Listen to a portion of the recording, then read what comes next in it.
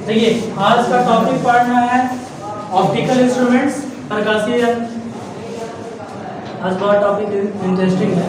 जैसे आप देख रहे होंगे कि अगर कोई ऑब्जेक्ट आपसे दूर है तो वो छोटा दिखाई देता है। सपोज दैट मिनी अभी इतनी बड़ी, ठीक है, और यहाँ से देखकर सूर्य मंदिर के ऊपर वाला जो है ना ये स्तंभ, उस पे जाकर खड़ा हो जाएगी, कितना छोटा तो मतलब साइज चेंज होता है, नहीं आपको छोटा दिखाई देता है। तो आज का टॉपिक में डिस्कस करेंगे छोटा क्यों दिखता है, ठीक है। चैप्टर का नाम है प्रकाशीय यंत्र ऑप्टिकल इंस्ट्रूमेंट्स, इसके बारे में भी कुछ इंट्रो पार्ट होगा। और एक और टॉपिक डिस्कस करेंगे list distance of distinctive vision. जैसे आप क्या करते हैं कि इसको आप यहाँ से देखते हैं, दिखाई देगा इतना सर दर्द करने लगे, बदल हो जाता है। हम डिस्कस करेंगे कहाँ तक दिखेगा, कहाँ तक नहीं दिखेगा। और एक टॉपिक अगर लास्ट में टाइम बचेगा तो मैग्निफिकेशन पावर डिस्कस करेंगे। मैग्नीफाइंग पावर या मैग्निफिकेशन पावर जो भी कर सकते हैं उसको डिस्कस करेंगे। तो सबसे पहले तो हम डिस्कस करेंगे जो ऑप्टिकल इंस्ट्रूमेंट्स क्या होता है। जैसे देखिए बल्ब जो है किसकी सहायता से ग्लो करता है, इलेक्ट्रिक की सहायता से। तो बल्ब को हम इलेक्ट्रिकल इंस्ट्रूमेंट्स कह सकते हैं, यानी जो इलेक्ट्रिक से चलता है उसको इलेक्ट्रिक इंस्ट्रूमेंट्स कहते हैं। जो लाइट से चलेगा उसको क्या कहेंगे, सिंपल सा डिफिनेशन। इसका द बेस्ट एग्जांपल है ह्यूमन आई। मानव नेत्र जो होता है अंधेरा होता है, कुछ दिखाई देगा। मानव नेत्र को वर्क करने के लिए क्या चाहिए, लाइट चाहिए। तो लाइट ऑप्टिकल इंस्ट्रूमेंट्स का परफेक्ट एग्जांपल है। और भी बहुत सारा है, टेलीस्कोप, माइक्रोस्कोप, ये सब कुछ एग्जांपल ऑप्टिकल इंस्ट्रूमेंट्स का। तो ये चैप्टर में बस यही सब यंत्र वगैरह की बात करेंगे और ह्यूमन आई का स्ट्रक्चर भी देखेंगे, वो नेक्स्ट क्लास में होगा। अभी आज का जो टॉपिक होने वाला है, कोई ऑब्जेक्ट दूर जाता है तो छोटा क्यों दिखाई देता है, नजदीक होता है तो बड़ा क्यों दिखाई देता है, ये डिस्कस करेंगे पहला टॉपिक। इसका मेन रीजन है विजुअल एंगल। क्या रीजन है, दर्शन कोण का है। थोड़ा मेरा हिंदी खराब है। दर्शन कोण, हम ट्राई किया सही लिखने का, गलत होना तो नहीं लीजिएगा, इंग्लिश सही होगा। विजुअल एंगल, विजुअल होता क्या है। तो सपोज दैट यहाँ पे एक हम ह्यूमन आई बना लेते हैं।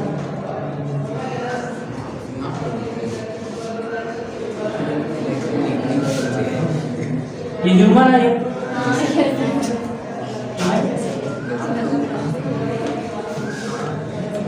यहाँ पे लेंस वगैरह रखा है, उसको तो बात की बात है, ध्यान दीजिएगा। यहाँ इस ऑब्जेक्ट को रखते हैं,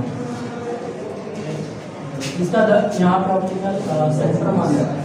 इसका दर्शन को देखिए इतना बड़ा, इतना ठीक है। तो इस सेम ऑब्जेक्ट को आप यहाँ ले चलिए,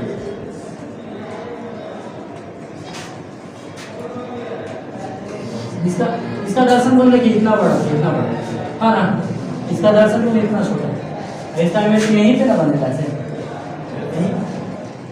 तो कहने का मतलब है कि जैसे जैसे ऑब्जेक्ट दूर जा रहा है वैसे वैसे यहाँ जो एंगल सबटेंड हो रहा है, आई पे जो एंगल सबटेंड हो रहा है, इस एंगल को कहा जाता है विजुअल एंगल।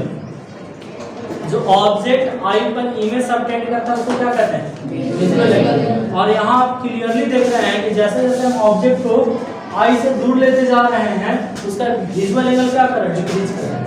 क्या कर रहा है, घट रहा है। तो उसका जो साइज होगा वो हमको छोटा दिखाई देगा। यहाँ पे था इसका इतना बड़ा साइज दिखाई दिया, यहाँ गया इसका इतना छोटा साइज दिखाई देगा, और दूर जाएगा तो इसका विजुअल एंगल क्या होगा, डिक्रीज करते जाएगा, इसका साइज छोटा दिखाई देगा। यानी कोई ऑब्जेक्ट को बड़ा या छोटा दिखाई देना किस पे डिपेंड करता है,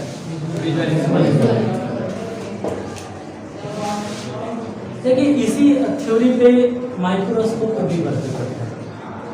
माइक्रोस्कोप से क्या करते हैं, छोटा छोटा ऑब्जेक्ट को देखते हैं।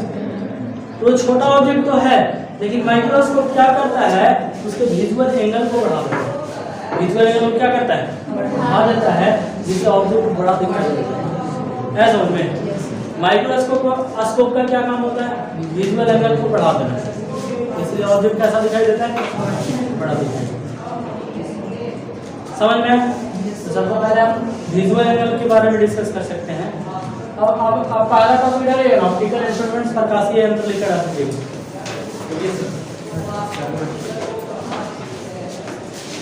प्रकाशीय यंत्र, ऑप्टिकल इंस्ट्रूमेंट।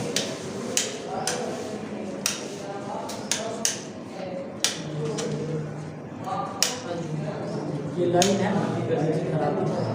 ठीक है ना, देखिएगा वैसा यंत्र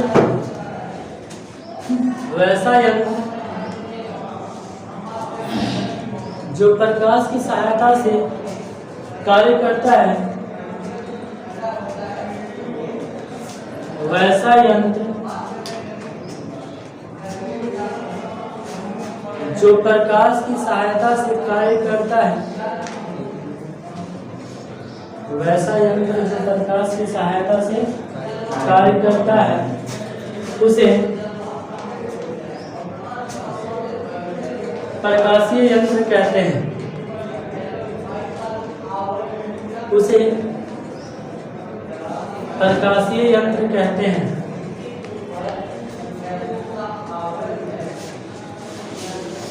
एग्जाम्पल, उदाहरण, मानव नेत्र या नेत्र सिर्फ लिखिए ना, मानव नेत्र क्या, सारा नेत्र जो होता है ऑप्टिकल इंस्ट्रूमेंट्स होता है। नेत्र,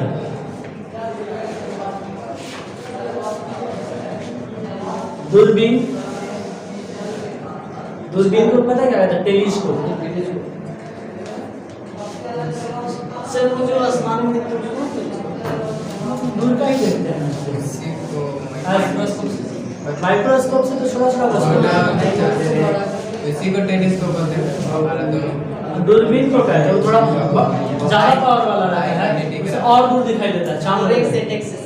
हाँ, और ये सब जो हम लोग यूज करते हैं हर बार तो ऐसा ना रहता है नहीं, जो 10 रुपए में मिलता है। हाँ, वो क्या करता है, इधर उधर छत पे देखिए रहता है, कोची खा रहा है, दांत में कोची लगा हुआ है, ये सब करते रहता है। वो ज्यादा पावर का नहीं रहता है, लेकिन जो आपका ये एस्ट्रोनॉमिकल टेलीस्कोप जो होता है वो काफी, उसमें मैग्नीफाइंग पावर होता है, बहुत दूर तक देख सकते, चांद को देख सकते हैं। देखे हैं चांद, सोलर सिस्टम में उसमें चांद का जो सरफेस है वो दिखाई देगा, रफ सरफेस वगैरह होता है ना, क्लियर देख सकते हैं। देखे हैं भैया, टेलीस्कोप तो आप घर पे भी बना सकते हैं। नहीं भैया, हम लोग स्कूल में आया था, उसमें मैनेजमेंट करना वगैरह होता है, सारा लेंस को सेट हाँ, बस थोड़ा मैनेजमेंट होता है। टेलीस्कोप बनाना बहुत इजी है, 2 कन्वेक्स लेंस ले लीजिए, आगे पीछे लगा के उसके फोकस को एडजस्ट कर दीजिए, बस यही होता है। क्या लिखा है, टेलीस्कोप। देखिए सूक्ष्मदर्शी, इसका इंग्लिश होता है माइक्रोस्कोप, ईडीसी, सूक्ष्मदर्शी, माइक्रोस्कोप, ईटीसी। उदाहरण में नेत्र बोले, टेलीस्कोप, माइक्रोस्कोप। सेकेंड टॉपिक लेकर डाल दीजिए दर्शन कोण, विजुअल एंगल, दर्शन कोण, विजुअल एंगल।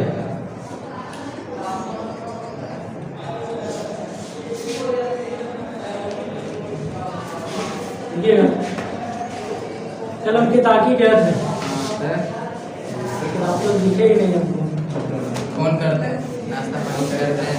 नहीं, वहाँ पे इतना सारा बच्चा मिल गया ना, परेशान हो गए, घर जाते पूरा पार्टी कर रहे हैं, खाना खाते तो ना होटल अटेंडेंस, जिसके घर जा रहे सब खाना कितना जगह खाना कल। हाँ, स्टेटस लगाया था। केताकी गए थे, उसके पीछे एक अरोरा है, अरोरा गांव में गए थे, अरोरा के पीछे एक और गांव है पड़िया, भटपुर पड़िया। अच्छा, दर्शन करने का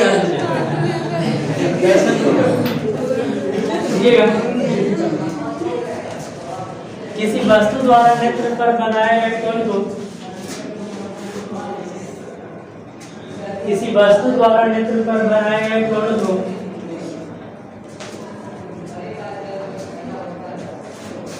किसी वस्तु द्वारा नेत्र पर बनाए गए कोण को दर्शन कोण कहते हैं।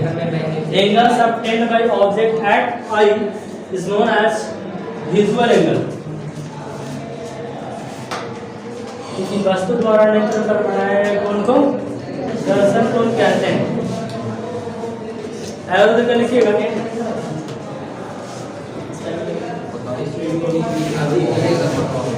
देखिए कोई वस्तु का बड़ा या छोटा दिखाई देना किस पे निर्भर करता है? दर्शन कोण पे। दर्शन कोण अगर बड़ा रहेगा वस्तु बड़ा दिखाई देगा, छोटा रहेगा छोटा दिखाई देगा। एरो देकर लिखिएगा। किसी वस्तु का बड़ा या छोटा दिखाई देना, size of image is depend upon visual angle. किसी वस्तु का बड़ा या छोटा दिखाई देना दर्शन कोण पर निर्भर करता है। दर्शन कोण पर निर्भर करता है। दर्शन कोण पर निर्भर करता है। रेफरेंस पॉइंट जैसा रेफरेंस प्लेन पे करते हैं। काइनेमेटिक्स में रेफरेंस प्लेन होता है। अच्छा यहाँ पे जो होगा बाबू, अगर हम ये आई से दूर ऑब्जेक्ट को ले जाएंगे तो विजुअल एंगल क्या होगा? डिक्रीज करेगा और पास लाएंगे तो इंक्रीज कर जाएगा। और देख लीजिएगा जब हम वस्तु को नेत्र के नजदीक ले जाते हैं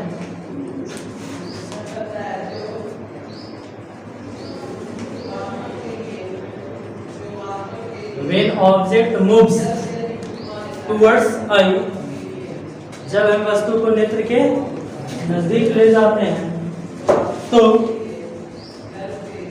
दर्शन कोण का मान बढ़ जाता है। Then visual angle is increase, तो दर्शन कोण का मान बढ़ जाता है।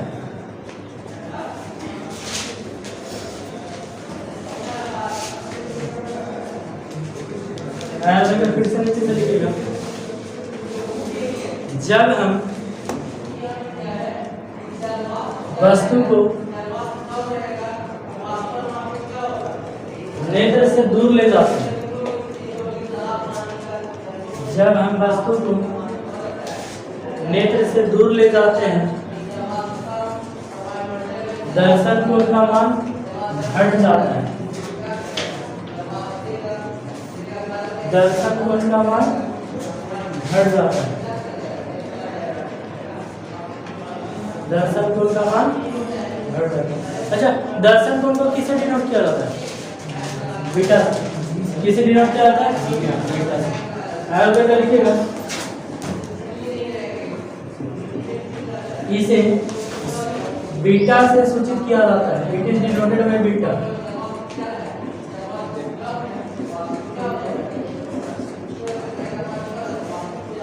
इसे बीटा से सूचित किया जाता है। आप अल्फा बीटा कुछ से कर सकते हैं, कोई दिक्कत नहीं है। वो अल्फा से भी आप कर सकते हैं।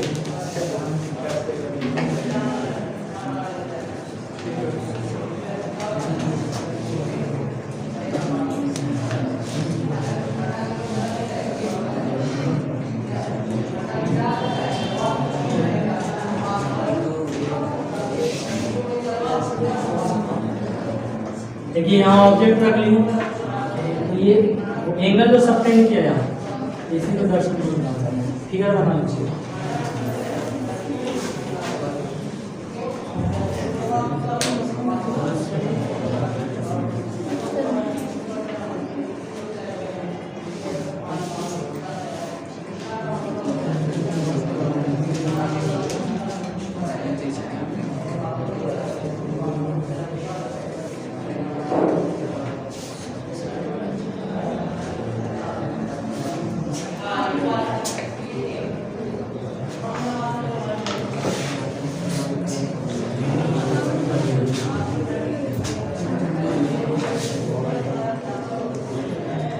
अच्छा, कोई ऑब्जेक्ट जो है बड़ा या छोटा दिखाई देता है, ये इसको दूरी को भी रिप्रेजेंट करता है। छोटा दिखाई दे रहा है, ह्यूमन आई को लगता है कि ज्यादा दूर है, और बड़ा दिखाई दे रहा है तो ह्यूमन आई को लगता है नजदीक। ठीक है, आप ये 3D मूवी देखे होंगे, नहीं भी देखे हैं? 3D मूवी में क्या होता है कि चश्मा देता है लगा के देखने के लिए, और मूवी होगा ना तो लगेगा कि आप ही के आसपास हो रहा है। जल्दी से भाग आ गया मूवी में तो आप भागने भी लग सकते हैं।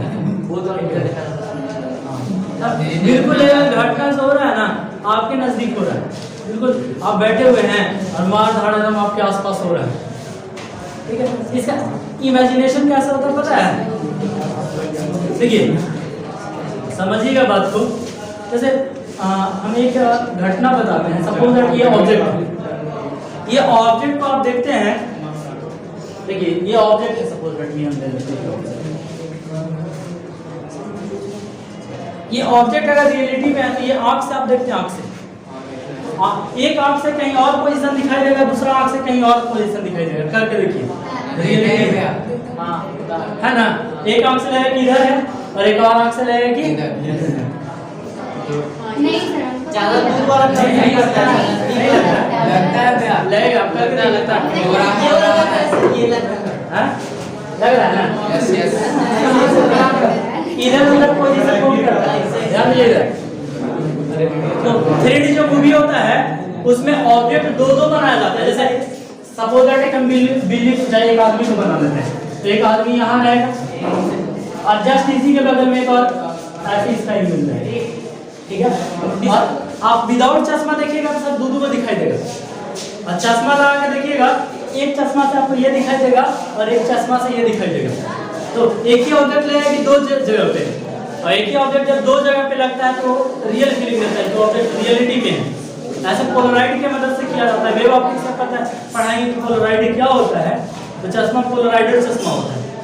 तो 3D मूवी का इसी तरह से लगता है कि रियल इवेंट है। ये थोड़ा अपने पोजीशन पे उठा लगेगा, क्या लगेगा? इसके बीच का डिस्टेंस जो होता है वो अपने पोजीशन पे उठा हुआ दिखाई देगा। अगर कम डिस्टेंस रहेगा तो लगेगा कि मतलब पीछे ऑब्जेक्ट है, और ज्यादा डिस्टेंस रहेगा तो क्या लगेगा? पास ऑब्जेक्ट है। तो क्या होगा कि इसका डिस्टेंस धीरे धीरे बढ़ाएगा, अब बढ़ाएगा ना तो लगेगा कि आदमी निकल के बाहर आ गया, ऐसी फीलिंग आएगा उसमें। ठीक है, तो ये डिपेंड करेगा ये इसके बीच का डिस्टेंस पे।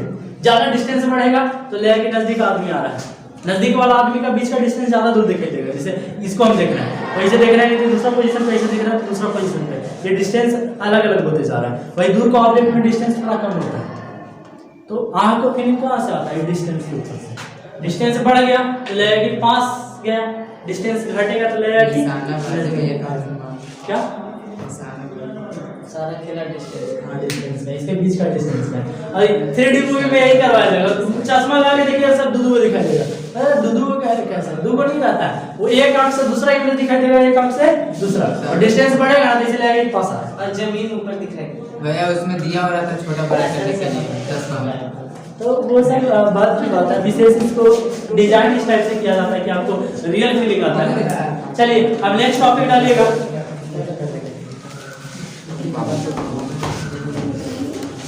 अस्पष्ट दर्शन की न्यूनतम दूरी। अस्पष्ट दर्शन की न्यूनतम दूरी। अस्पष्ट दर्शन की न्यूनतम दूरी। स्पष्ट दर्शन की न्यूनतम दूरी, least distance for distinct vision.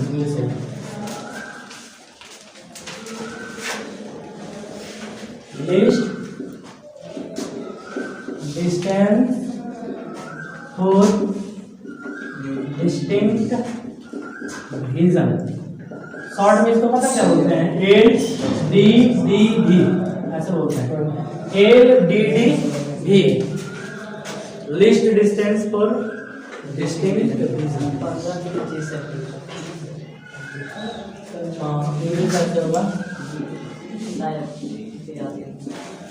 स्पष्ट दर्शन की न्यूनतम, बहुत खूबसूरत सा टॉपिक है।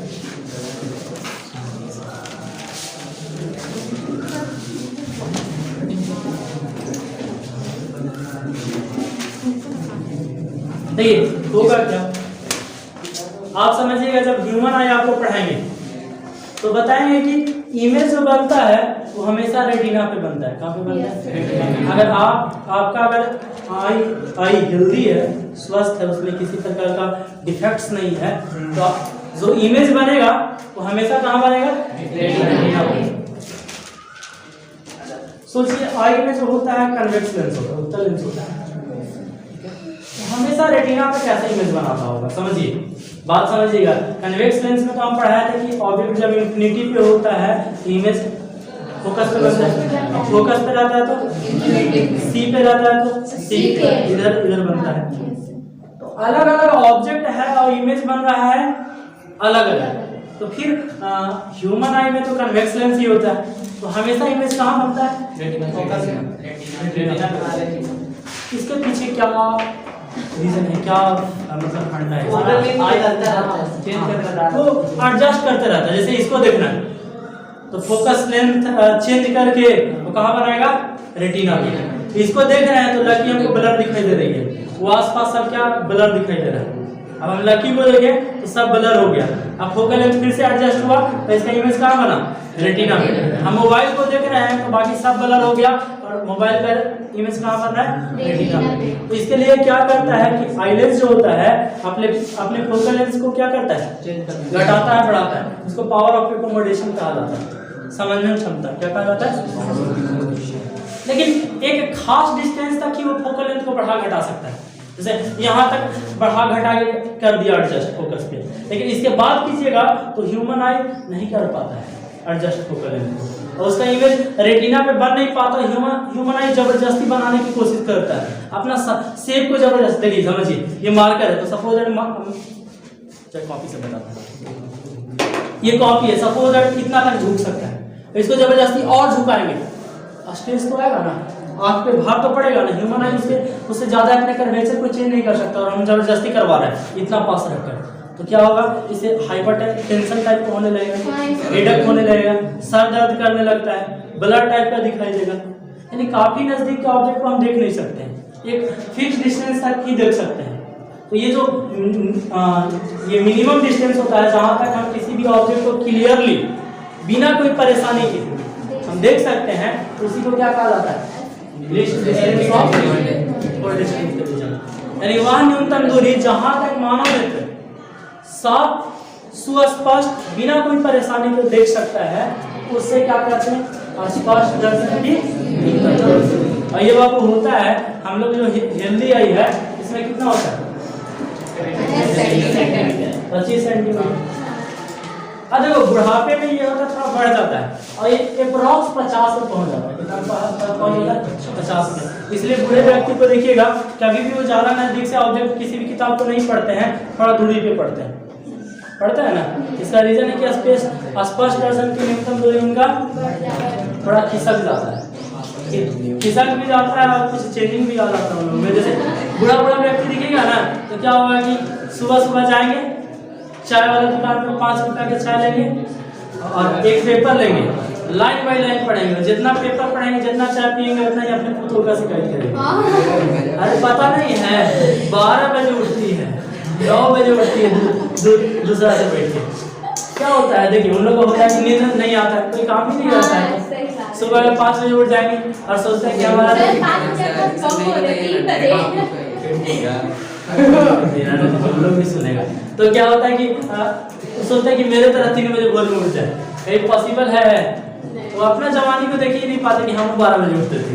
अब धीरे धीरे बुढ़ा हो जाता है तो उनको 3 बजे नींद खुलने लगता है, तो सोचते हैं कि मेरी तरह सब 3 बजे उठती। चलिए स्पष्ट दर्शन की न्यूनतम दूरी लेकर डाल दीजिए।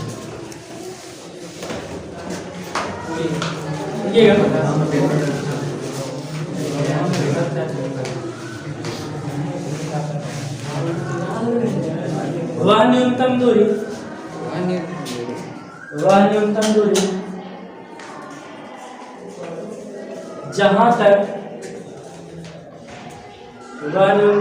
जहां तक मानव नेत्र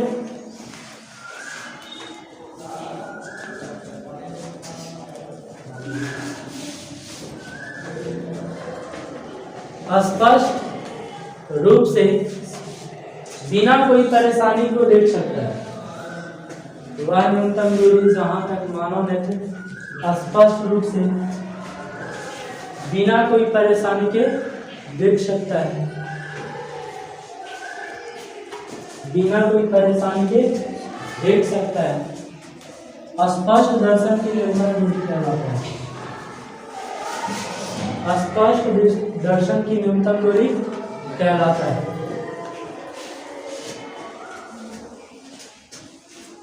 एरो देकर लिखिएगा। इसे कैपिटल डी से सूचित किया जाता है। इसको किससे सूचित किया जाता है? कैपिटल डी से डिनोट किया जाता है। इसे कैपिटल डी से सूचित किया जाता है।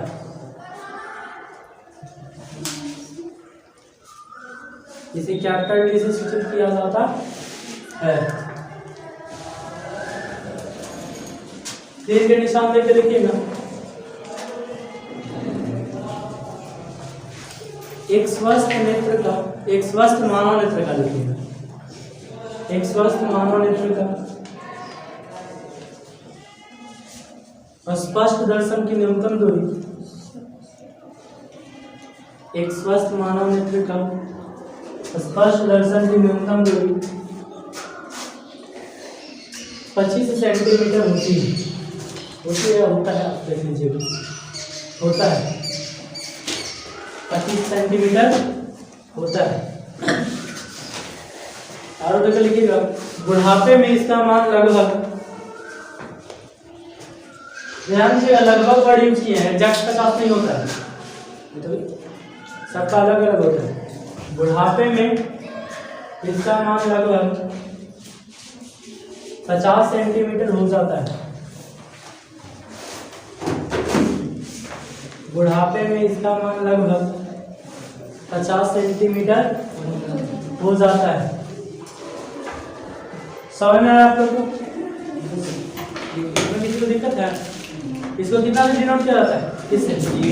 जहाँ भी कैपिटल डी आपको मिलेगा इस चैप्टर में, समझिए वो 25 सेंटीमीटर लिखा होगा। कैपिटल डी यानी कितना? 25 सेंटीमीटर। खोलना है कोई फोन? तो कैमरा हम लोग थोड़ा दीजिएगा। देखिए, कभी भी कैमरा आप ऑन कीजिएगा, इसको जूम कीजिएगा। जूम कीजिएगा तो यहाँ पे देखिए 3.3 4.4 इंटू लिखा हुआ होगा, ये ना 10 इंटू। इसका मतलब क्या हुआ? 1 सेंटीमीटर पर ऑब्जेक्ट को कितना सेंटीमीटर का दिखाई देगा? 10 सेंटीमीटर। ये उतना, ये जो 10 इंटू जो दिखाई दे रहा है, इसको मैग्नीफाइंग पावर कहते हैं। क्या कहते हैं? यही टॉपिक हम पढ़ेंगे, मैग्नीफाइंग पावर क्या होता है। ठीक है, टाइम है, कितना टाइम हुआ? 10-13 मिनट। टॉपिक डाले ना, हो जाएगा। मैग्नीफाइंग पावर, आवर्धन क्षमता, आवर्धन क्षमता, मैग्नीफाइंग पावर,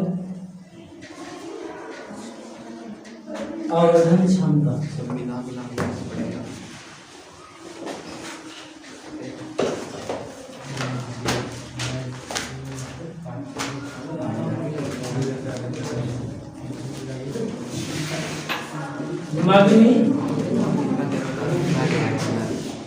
मैग्नीफाइंग पावर क्या है? आवर्धन क्षमता में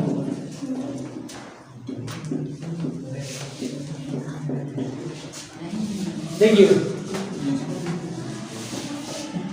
देखिए चश्मा लगा के हम आप लोग को देखते हैं। आप लोग जो दिखाई देते हैं वो क्या होता है? चश्मा द्वारा बना इमेज दिखाई देता है।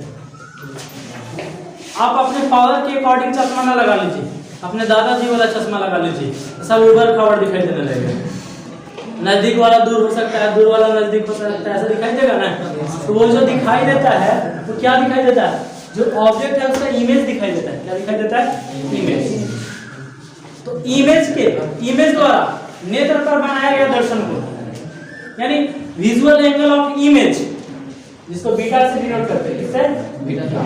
और देखिए, सपोज दैट इसका चश्मा लगा के हम इसको देखें, इसका दर्शन कोण कितना बन गया? बीटा। अब इसको क्या करेंगे कि डी पर लाएंगे, यानी 25 सेंटीमीटर पर लाएंगे, तो इसका जो दर्शन कोण बनेगा अल्फा। इसको किसे डिनोट करेंगे? दोनों को रेशियो को हम क्या कहते हैं? Magnifying power. डिफिनेशन कैसे होगा? तो इमेज का विजुअल एंगल बीटा और डी पर स्थित वस्तु का विजुअल एंगल अल्फा के रेशियो को क्या कहते हैं? Magnifying power. The ratio of visual angle of image and visual angle of object at D is known as magnifying power. समझ में आया? मैग्नीफाइंग पावर को कैपिटल एम से डिनोट किया जाता है, तो कैपिटल एम बराबर क्या हो जाएगा? बीटा बाई, चूंकि दोनों एंगल है तो एंगल का कोई यूनिट होता है? ऐसे भी ये रेशियो है तो इसका कोई यूनिट नहीं होगा, तो ये यूनिटलेस है। क्या है? यानी इसका कोई मात्रक नहीं होता है। आवर्धन क्षमता लिखकर डाल दीजिए।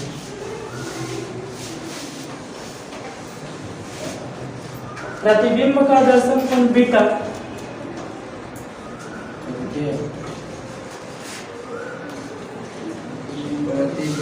प्रतिबिंब का दर्शन कोण बीटा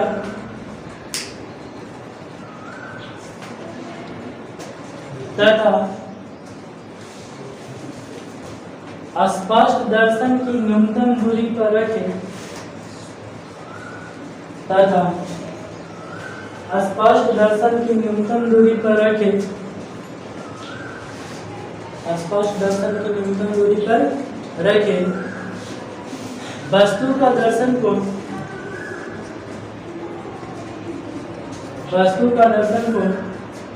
अल्फा के अनुपात को स्पष्ट दर्शन की न्यूनतम दूरी पर रखे वस्तु का दर्शन कोण अल्फा के अनुपात को आवर्धन क्षमता कहते हैं। अल्फा के अनुपात को आवर्धन क्षमता कहते हैं। तीर के निशान लेकर लिखिएगा। इसे